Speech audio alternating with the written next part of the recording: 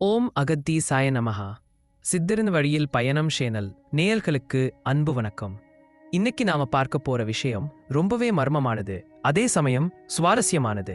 கிராமங்கள்ல ராத்திரி நேரத்தில் டக் டக் டக்னு ஒரு சத்தம் கேட்டா பெரியவங்க பயப்படுவாங்க. அது சாவ குருவி, எமனின் வாகனம், ஏதோ கெட்டது நடக்க போகுதுன்னு சொல்லுவாங்க.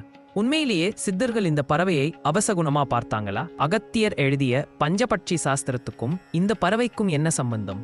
வாங்க சித்தரின் வழியில் இதுக்கான விடையை தேடுவோம். முதல்ல இந்த புகைப்பட்டத்தை பாருங்க. வெறும் காய்ந்த இலை, சருகு, பாறைன்னு நினைச்சீங்கன்னா அதுதான் இயற்கை வச்ச ட்விஸ்ட். இங்கே ஒரு பறவை இருக்கு. இதுக்கு பேரு தான் இந்தியன் நைட்ஜார். தமிழ்ல இதே பக்கி நும், கிராமத்தில் சாவு குருவினும் படுகை குருவி நும் கூப்பிடுறாங்க. சரி, நம்ம நேயர்கள் கேட்ட கேள்வி, சித்தர்கள் இந்த பறவையை பத்தி என்ன சொல்லியிருக்காங்க? சித்த மருத்துவத்திலையும் ஜோதிடத்திலையும் பக்கிங்கிற வார்த்தை ரொம்ப பிரபலம். மாபெரும் சித்தர் அகத்தியர் பஞ்சபட்சி சாஸ்திரம் அப்படின்னு ஒரு தனி சாஸ்திரமே எழுதியிருக்காரு. அதாவது வல்லூரு, ஆந்தை, காகம், கோழி, மயில், இந்த அந்த பறவைகளை வச்சு மனுஷனோட விதியை கணிக்கிற முறை அது.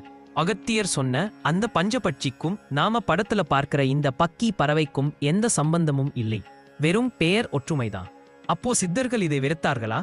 சித்தர்களின் சகுன சாஸ்திரத்துல சில குறிப்புகள் இருக்கு. இரவு நேரத்துல இது எழுப்புற சத்தம் ஒரு கல்ல விட்டு எரியற மாதிரி தாழ் லயத்தோட இருக்கு.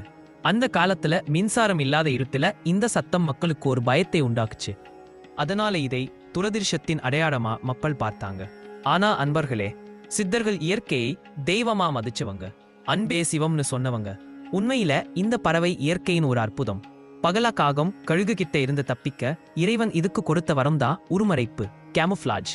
காய்ந்த இலைகள் மாதிரி தன்னை மாத்திக்கிட்டு தவம் பண்ற முனிவர் போல அசையாம உட்கார்ந்திருக்கும். விவசாயிகளுக்கு இது ஒரு நண்பன். பயிர்களை நாசம் பண்ற பூச்சிகளை ராத்திரியில பிரிச்சு சாப்பிடும். இது யாருக்கும் சாவ கொண்டு வர்றது இல்லை. இதுவும் பசிக்கு இறை தேடுற ஒரு அப்பாவி ஜீவன்தான். ஆக சாவு குருவிங்கிறது மக்களின் பயத்தால் வந்த பெயர்.